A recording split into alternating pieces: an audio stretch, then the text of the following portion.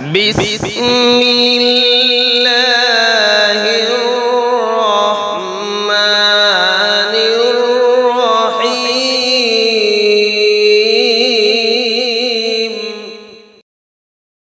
وأعوذ بالله من الشيطان الرجيم. بسم الله الرحمن الرحيم. إياك نعبد وإياك نستعين. صدق الله العظيم. یہ سورہ فاتحہ کی چوتھی آیت ہے. اس کا ترجمہ ہے: اے اللہ، ہم آپ ہی کی عبادت کرتے ہیں اور آپ ہی سے مدد طلب کرتے ہیں. چوتھی آیت کا ترجمہ ہے: اے اللہ، ہم آپ ہی کی عبادت کرتے ہیں اور آپ ہی سے مدد طلب کرتے ہیں. جب بندہ یہ آیت پڑھے تو اس وقت سوچنا چاہیے کہ اس اقرار میں سچا ہوں یا جھوٹا ہوں. سفیان ثوری رحمت اللہ علیہ سورہ فاتحہ پڑھ رہے تھے. اس آیت پر پہنچے تو غش کھا کر گر گئے. غشی طاری ہوئی، بے ہوش ہو گئے. کسی نے پوچھا تو وجہ بتلائی کہ اللہ تبارک و تعالی نے قیامت کے دن یہ فرما دیا کہ تو اپنے اقرار میں جھوٹا تھا تو میرا کیا ہوگا. اس لیے ہمیں بھی اپنا جائزہ لینا چاہیے کہ میں روزانہ اقرار کرتا ہوں، سالوں سے اقرار کرتا ہوں. میری زندگی ایسی ہے کہ میں اقرار میں سچا قرار دیا جاؤں یا میری زندگی اس اقرار کے خلاف ہے. میں زبان سے تو عبادت کا اقرار کرتا ہوں اور میری لائف اور زندگی اس کے خلاف ہے، یا عبادت جو کرنی چاہیے، جیسی بندگی ہونی چاہیے وہ بندگی میں کر رہا ہوں. یہ جائزہ لینا چاہیے. نبی کریم صلی اللہ علیہ وسلم کے ساتھ ایک مرتبہ حضرت معاذ ابن جبل رضی اللہ تعالی عنہ سواری پر سوار تھے. مسلم شریف میں ہے. نبی کریم صلی اللہ علیہ وسلم نے فرمایا، معاذ رضی اللہ تعالی عنہ سے پوچھا کہ اللہ کا حق بندوں پر کیا ہے؟ اللہ تبارک و تعالی کا حق بندوں پر کیا ہے؟ حضرت معاذ ابن جبل رضی اللہ تعالی عنہ نے عرض کیا، اللہ اور اس کے رسول زیادہ جانتے ہیں صلی اللہ علیہ وسلم. آپ صلی اللہ علیہ وسلم نے ارشاد فرمایا، اللہ کا حق بندوں پر یہ ہے کہ بندے اللہ ہی کی عبادت کرے اور اس کے ساتھ کسی کو شریک نہ ٹھہرائے. آپ صلی اللہ علیہ وسلم نے یہ ارشاد فرمایا کہ بندے اللہ ہی کی عبادت کرے اور اس کے ساتھ کسی کو شریک نہ ٹھہرائے. یہ اللہ کا حق ہے بندوں پر، اور کسی ایک بندے پر نہیں، ہر بندے پر یہ حق ہے کہ اللہ ہی کی عبادت کرے اور اس کے ساتھ کسی کو شریک نہ ٹھہرائے. اگر کسی بندے نے اس کی خلاف ورزی کی اور عبادت نہیں کی اور اس کے خلاف زندگی گزاری تو وہ غضب کا نشانہ بن جائے گا. آگے پوچھا، بندوں کا حق اللہ پر کیا ہے؟ روایت سمجھنے سے پہلے یہ سمجھ لیجئے کہ اللہ تو خالق ہے، اللہ کا حق تو ہے بندوں پر، لیکن مخلوق کو اللہ تبارک و تعالی پر حق قائم کرنے کا حق نہیں پہنچتا ہے۔ ذرا سمجھ لیجئے، اللہ خالق ہے، اللہ کا حق تو بندوں پر ہے، لیکن مخلوق کو، چونکہ انسان مخلوق ہے، مخلوق ہونے کی حیثیت سے اس کو اللہ پر کوئی حق قائم کرنے کا حق نہیں پہنچتا ہے۔ اللہ نے کرم اور مہربانی کے ساتھ بعض حقوق اپنے ذمے لے رکھے ہیں، یہ اللہ کا کرم ہے۔ سمجھیے یہ بات؟ جیسے بعض روایت میں بعض حقوق کی بات ملتی ہے، جیسے ایک روایت میں ہے کہ جو شخص کسی کی آبرو اور عزت کی حفاظت کرتا ہے تو اللہ کے ذمے یہ حق ہے کہ اللہ اس کو آخرت کی پریشانیوں سے بچائے۔ تو یہ اللہ نے اپنے کرم اور مہربانی کے ساتھ بعض حقوق اپنے ذمے لے رکھے ہیں، ورنہ مخلوق کو اللہ پر حق قائم کرنے کا حق نہیں پہنچتا ہے۔ یہ سمجھ لیا تو اب سمجھیے آگے۔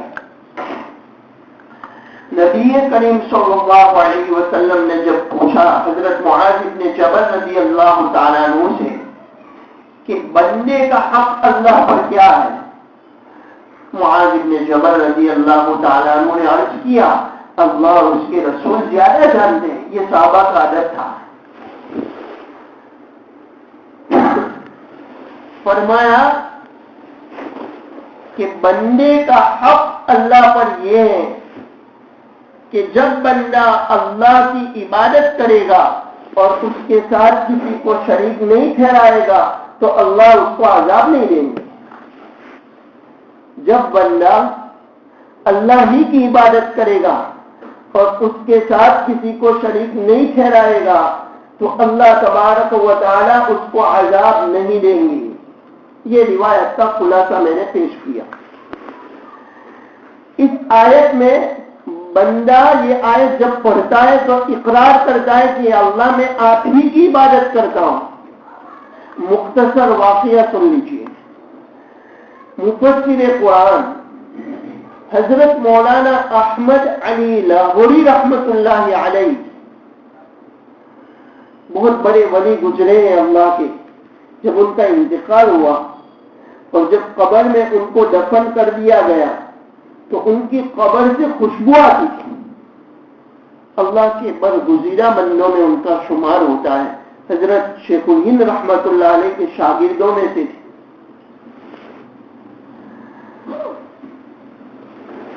وہ فرماتے تھے کہ اگر میں اسٹیشن پر پہنچوں اور گاڑی اسٹیشن پر کھڑی ہو، سیٹی بچ چکی ہو، میرا ایک پاؤں پائدان پر ہو اور دوسرا پاؤں نیچے ہو، پائدان پر نہ ہو، اور کوئی آدمی دوڑتا ہوا ہے کہ احمد علی مجھے قرآن سمجھا دیجئے، میں دوسرا پاؤں پائدان پر رکھنے سے پہلے اس کو قرآن سمجھا دوں گا۔ کسی نے پوچھا کہ اتنی دیر میں آپ قرآن کیسے سمجھا دیں گے؟ تو حضرت نے فرمایا قرآن شریف کا خلاصہ یہ ہے کہ اللہ کو راضی کر لو عبادت کے ساتھ، محمد صلی اللہ علیہ وسلم کو راضی کر لو اطاعت کے ساتھ، اور مخلوق کو راضی کر لو خدمت کے ساتھ۔ حضرت نے اس وقت یہ فرمایا۔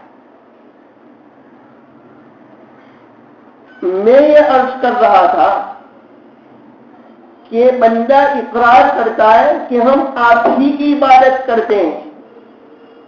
شاہ عبد العزیز محدث دہلوی نور اللہ مرقدہ بہت بڑے مفسر محدث اور اللہ کے ولی گزرے ہیں۔ وہ فرماتے ہیں اللہ ہی کی عبادت ضروری ہے، اس لیے کہ الوہیت کی جو شرائط ہے وہ اللہ کے علاوہ کسی میں نہیں پائی جاتی۔ الوہیت، معبود ہونا، الوہیت کی جو شرائط ہے وہ اللہ کے سوا کسی میں نہیں پائی جاتی۔ پھر سے سنو، اللہ کی عبادت ضروری ہے اس لیے کہ الوہیت کی شرائط اللہ کے سوا کسی میں نہیں پائی جاتی۔ الوہیت کی شرائط کیا ہے؟ واجب الوجود ہونا، واجب الوجود ہونا۔ اللہ ہی واجب الوجود ہے، اللہ ہمیشہ سے ہے، ہمیشہ رہیں گے، اور اللہ کا وجود خود بخود ہے، کسی کا عطا کردہ نہیں ہے۔ اس لیے فارسی میں خدا کہتے ہیں۔ خدا کا معنی جس کا وجود خود بخود ہو، کسی کا عطا کردہ نہ ہو۔ ہمارا وجود اللہ کا عطا کیا ہوا ہے، اور اللہ کا وجود یہ کسی کا عطا کیا ہوا نہیں ہے، خود بخود ہے۔ تو الوہیت کی شرائط میں سے پہلی شرط یہ ہے واجب الوجود ہونا، جس کا وجود خود بخود ہو، جو ہمیشہ سے ہو، جو ہمیشہ رہے۔ یہ شرط اللہ کے سوا کسی میں نہیں پائی جاتی۔ دوسری شرط الوہیت کے لیے قادر مطلق ہونا۔ قادر مطلق ہونا، وہی ہستی اور ذات عبادت کے لائق ہے جو قادر مطلق ہو، اور وہ اللہ ہے۔ اپنی منشا کے مطابق ہر چیز پر جو چاہے وہ کرنے پر وہ قادر ہے، جو چاہے کرنے پر قادر ہے، کوئی رکاوٹ نہیں ڈال سکتا۔ ان اللہ علی کل شیء قدیر، ہر چیز پر قدرت رکھنے والی ذات اللہ ہی کی ہے، اللہ کے سوا کوئی نہیں، اس کے عبادت کے لائق بھی اللہ ہی ہے۔ الوہیت کی تیسری شرط علیم کل ہونا، ذرے ذرے کا علم اللہ ہی کو ہے، اللہ کے سوا کسی کو نہیں۔ علیم کل، ذرے ذرے کا علم اللہ کو ہے، اللہ کے علم سے خارج کوئی چیز نہیں ہے، ہر چیز کا علم اللہ کو ہے۔ انبیاء، فرشتے اور سید الانبیاء کا علم بھی محدود ہے۔ علیم کل صرف اور صرف اللہ کی ذات ہے، اس لیے اللہ ہی عبادت کے لائق ہے۔ الوہیت کی چوتھی شرط خالق ہونا، اللہ ہی خالق ہے، اللہ کے سوا کوئی خالق نہیں۔ اللہ خالق کل شیء، اللہ ہر چیز کے خالق ہے۔ قرآن شریف کی آیت ہے، اللہ خالق کل شیء، اللہ ہر چیز کے خالق ہے۔ دوسری آیت ہے الا لہ الخلق والامر، اسی کا کام ہے پیدا کرنا، اور ہر چیز پر اسی کا حکم چلتا ہے۔ تیسری آیت ہے افمن یخلق کمن لا یخلق، جو پیدا کرتا ہے وہ اور جو پیدا نہیں کر سکتا وہ برابر ہو سکتے ہیں؟ نہیں ہو سکتے۔ چوتھی آیت ہے هل من خالق غیر اللہ یرزقکم من السماء والارض، کیا اللہ کے علاوہ کوئی خالق ہے جو تمہارے لیے آسمان اور زمین سے رزق کا سامان پیدا کرے؟ کوئی نہیں ہے، اللہ ہی خالق ہے۔ یہ چار شرطیں ہیں الوہیت کی، اور اللہ کے علاوہ کسی میں نہیں پائی جاتی۔ پہلی شرط واجب الوجود ہونا، واجب الوجود اللہ ہی ہے، جس کا وجود خود بخود ہے، کسی کا عطا کردہ نہیں ہے، ہمیشہ سے اللہ ہے اور ہمیشہ رہیں گے۔ ہمارا وجود، ہم کو اللہ نے وجود عطا کیا ہے۔ دوسری شرط الوہیت کی علیم کل ہونا، تیسری شرط قادر مطلق ہونا، اور چوتھی شرط خالق ہونا۔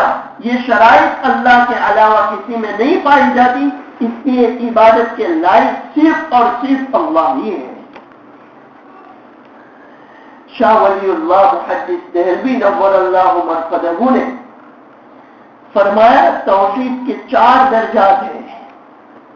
پہلا درجہ توحید ذات، دوسرا درجہ توحید خلق، تیسرا درجہ توحید تدبیر، اور چوتھا درجہ توحید عبادت۔ توحید ذات کا مطلب اللہ تبارک و تعالی ہی واجب الوجود ہے، وہ ہمیشہ سے ہمیشہ رہیں گے۔ توحید خلق کا مطلب اللہ ہی خالق ہے، توحید تدبیر کا مطلب جو کچھ ہوا، جو کچھ ہو رہا ہے اور جو کچھ ہوگا یہ اللہ کر رہے ہیں، اس نظام کو چلانے میں کسی غیر کا کوئی دخل نہیں، مدبر حقیقی اللہ ہی ہے۔ توحید تدبیر کا مطلب سمجھ میں آیا کہ نہیں؟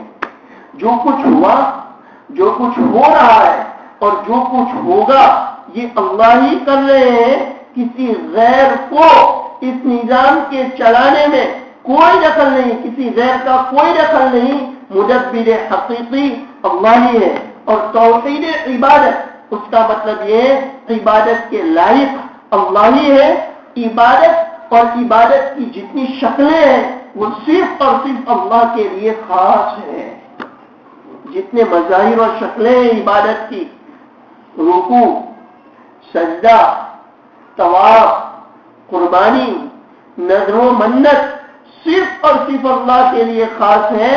اگر کوئی اللہ کے علاوہ کے لیے یہ کام کرتا ہے تو یہ شرک ہو جائے۔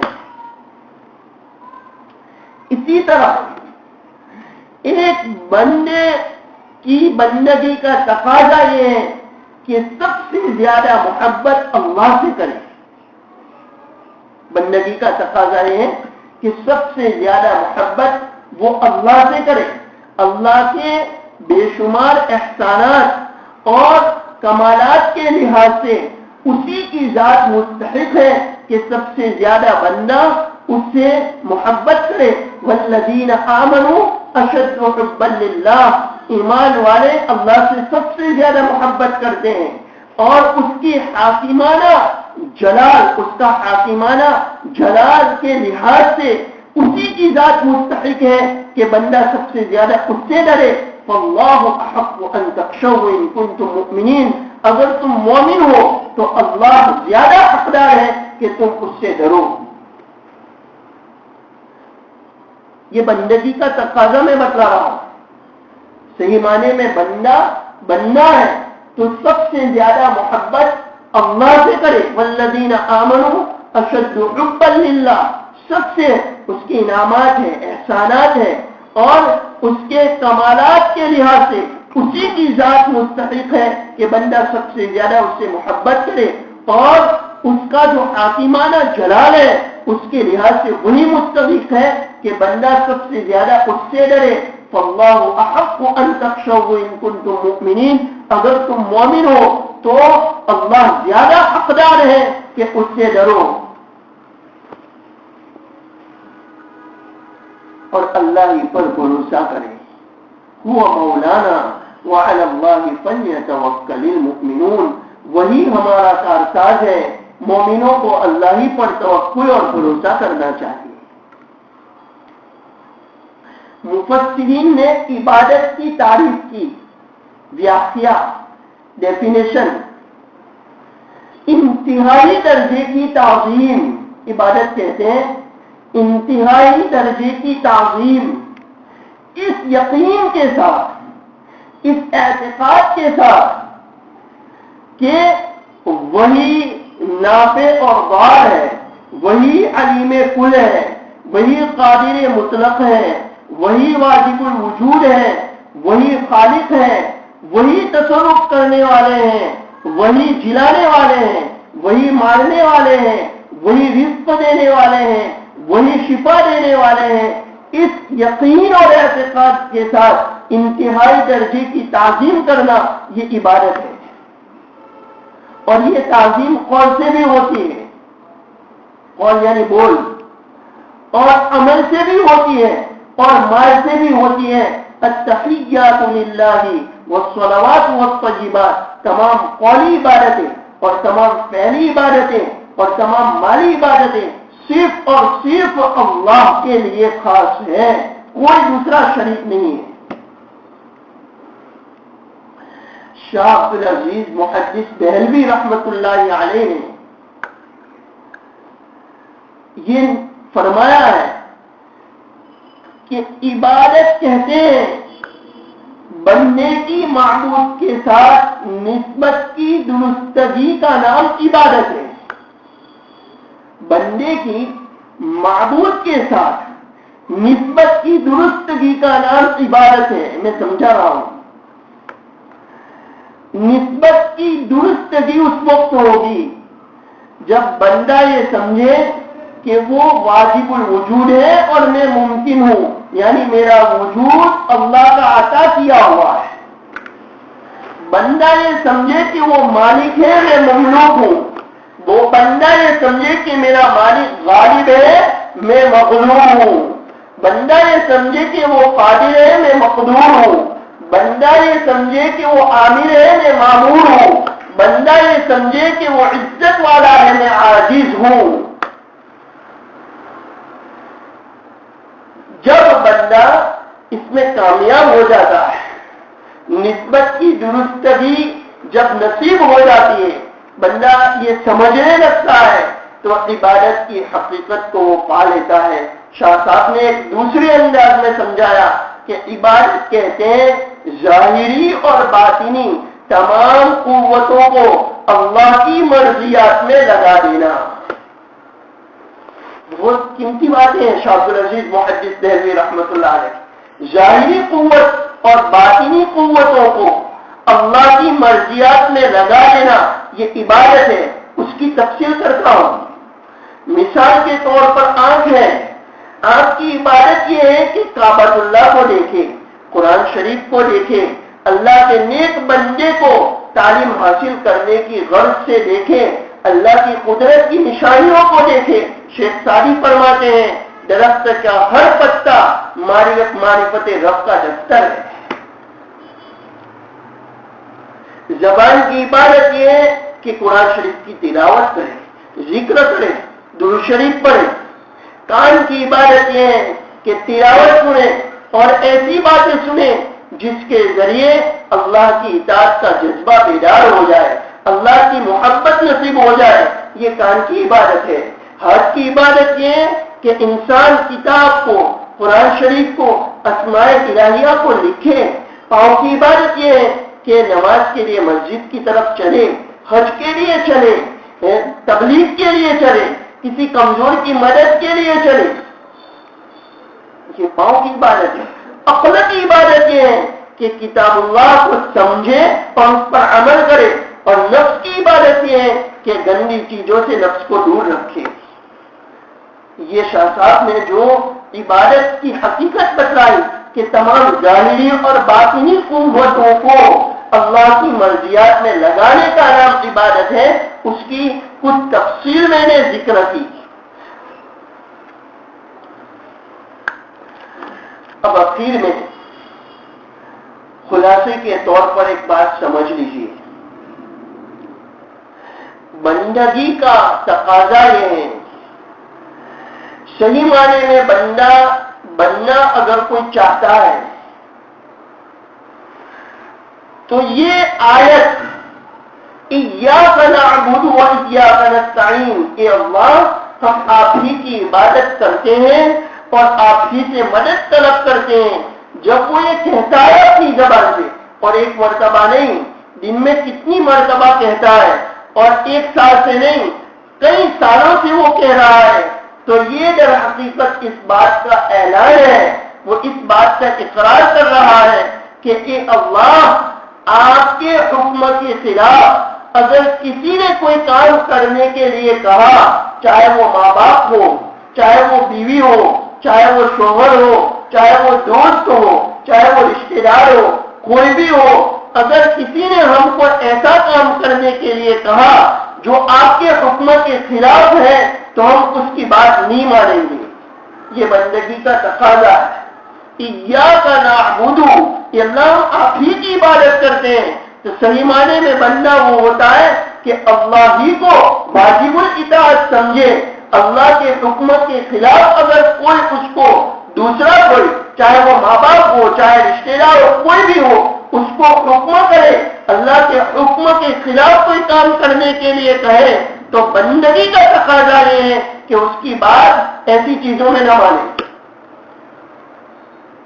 سعد ابن ابی وقاص رضی اللہ تعالی عنہ جب مسلمان ہوئے تو ان کی ماں نے کھانا چھوڑ دیا، بھوک ہڑتال کر لی تو کہا کہ اس دن سے بعد آ جا ورنہ میں کھانا نہیں کھاؤں گی، مر جاؤں گی، لوگ تجھے اپنی ماں کا قاتل کہیں گے، لوگ تجھے اپنی ماں کا قاتل کہیں گے۔ وہ بڑے فرما بردار تھے اپنی ماں۔ کیا جواب دیا؟ اگر تیری 100 جانیں ہو اور ایک ایک کر کے ہر جان چلی جائے تو بھی میں اس دین کو نہیں چھوڑ سکتا۔ اسی پس منظر میں آیت نازل ہوئی وَوَصَّيْنَا الْإِنسَانَ بِوَالِدَيْهِ حُسْنًا وَإِن جَاهَدَاكَ لِتُشْرِكَ بِي مَا لَيْسَ لَكَ بِهِ عِلْمٌ فَلَا تُطِعْهُمَا إِلَيَّ مَرْجِعُكُمْ فَأُنَبِّئُكُم بِمَا كُنتُمْ تَعْمَلُونَ۔ سورہ عنکبوت کی آیت ہے۔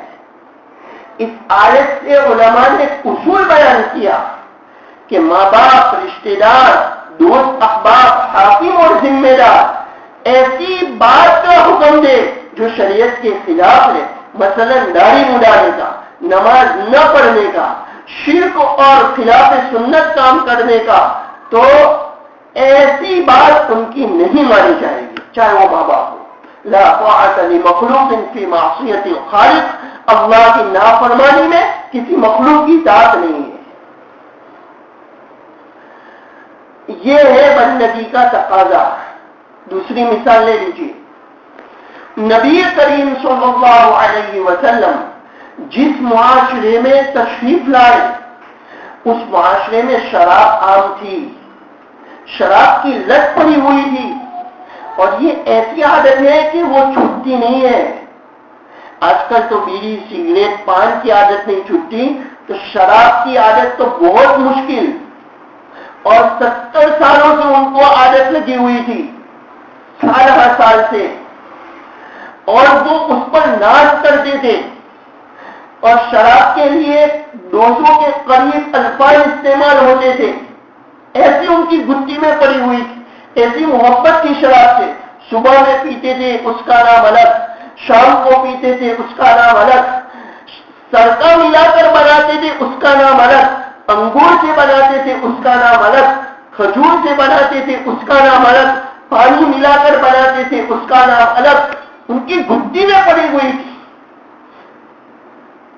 جب آیت نازل ہوئی انما الخمر والمیسر والانصاب والازلام رجس من عمل الشیطان فاجتنبوه لعلکم تفلحون، شراب، جوئے یہ شیطانی عمل ہے اور یہ گندی چیزیں ہیں، تم اس سے بچو تاکہ فلاح پا جاؤ، کامیاب ہو جاؤ۔ ایک صحابی فرماتے ہیں کہ میں اپنے سوتیلے والد کے گھر میں ساقی بنا ہوا تھا، یعنی مجلس لگی ہوئی تھی، میں شراب پلا رہا تھا، اور منادی نے آواز دی الا ان الخمر قد حرمت، سن لو شراب کو حرام قرار دیا گیا، شراب حرام ہو چکی ہے۔ وہ صحابی فرماتے ہیں جس کے ہاتھ میں پیالہ تھا ایک گھونٹ پینا بھی گوارا نہیں کیا، اس پیالے کو پٹک دیا، مٹکوں میں بھری ہوئی شرابیں مٹکوں کو توڑ دیا گیا، وہ شرابیں مدینہ کی گلیوں میں بہتی رہی۔ یہ سال ہر سال کی پرانی عادت تھی، لیکن اقرار کر چکے تھے ایاک نعبد، کہ اللہ ہم آپ ہی کی عبادت کرتے ہیں، اس لیے اس کو خیر بات کہنا ان کے لیے آسان ہو گیا۔ خلاصہ یہ ہے کہ جب تکرار ہو جائے، ایک طرف مخلوق کی بات ہے، ایک طرف اللہ کا حکم ہے، تو عبادت اور بندگی کا تقاضا یہ ہے کہ انسان اللہ کے حکم کو ترجیح دے، اللہ کے حکم کے خلاف کوئی مخلوق اس کو کرنے کے لیے کہے تو اس کی بات نہ مانے۔ اللہ تبارک و تعالی صحیح معنی میں ہم کو بندہ بنا دے، بندگی کے جو تقاضے ہیں وہ پورا کرنے کی توفیق عطا فرمائے، اللہ ہی کی عبادت کی اللہ ہمیں توفیق عطا فرمائے، شرک اور شرک کی تمام قسموں سے اللہ ہماری اور ہماری نسلوں کی حفاظت فرمائے، عقائد حقہ ہمیں نصیب فرمائے، عبادات کا خشوع نصیب فرمائے، معاملات کی درستگی، معاشرت کا حسن، اخلاق کی پاکیزگی ہمیں نصیب فرمائے، اور یہ پاکیزہ بہترین اتنی اونچی کتاب اس پر عمل کی اللہ ہمیں توفیق عطا فرمائے. ہمیں ایسی اللہ صلاحیت اور ایسی افہام و تفہیم کی صلاحیت سے نوازے کہ ہم قرآن کو سمجھیں اور قرآن کو پر عمل کرنے والے بن جائیں. قرآن سمجھنا اور سمجھانا ہمارے لیے آسان ہو جائے. سبحان اللہ و بحمدہ سبحانک اللہم و بحمدک ونشہد ان لا الہ الا انت نستغفرک ونتوب الیک. سبحان ربک رب العزة عما یصفون وسلام علی المرسلین والحمد للہ رب العالمین.